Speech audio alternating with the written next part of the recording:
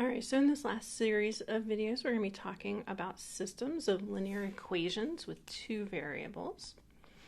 Our objectives this go around are solving systems of equations by three methods: graphing, substitution, and addition or elimination. We're going to identify what are called inconsistent systems of equations, learn about what happens when they're dependent equations, how we express those solutions, and model some applications. So with systems of equations, we have two linear equations, and we want to answer the question, what point or points satisfy both of the equations at the same time? So we start with here, we've got two equations, two linear equations. We want to know how we can solve this. And again, our options: graphing, substitution, or elimination, sometimes called addition. So within those options, we're just going to lead you up with all the different possibilities. We can have what are called consistent systems. This means that there's a solution. Within consistent systems, we have two types. We have independent systems, which will have a unique solution, a single point xy. Or we might have dependent solutions, where we have, there we go. So right here we have x comma y, which is in our intersection point for independent systems. For dependent systems, we would have an infinite number of solutions, because it turns out in dependent systems that the two equations are actually representing the same line. The other option is that we have what's called an inconsistent system. These are linear systems that have no solution, which means that the lines don't intersect and they're not the same line. They are parallel lines which never intersect.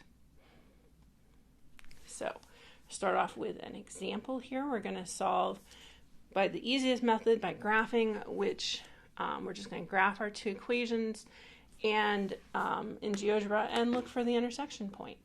So we've got y equals negative 2x plus 4 and y equals 2x minus 4. These have different slopes, so we know that they're not the same line and they are not parallel. So we are just going to put those in. So we had y equals negative 2x plus 4, and we had y equals 2x minus 4. And we can see right there what our solution is. It's the point 2 comma 0 right here. Right? Ooh, I don't know what the heck I did there, but okay. There we go, right there. So we can see that that's 2 comma 1.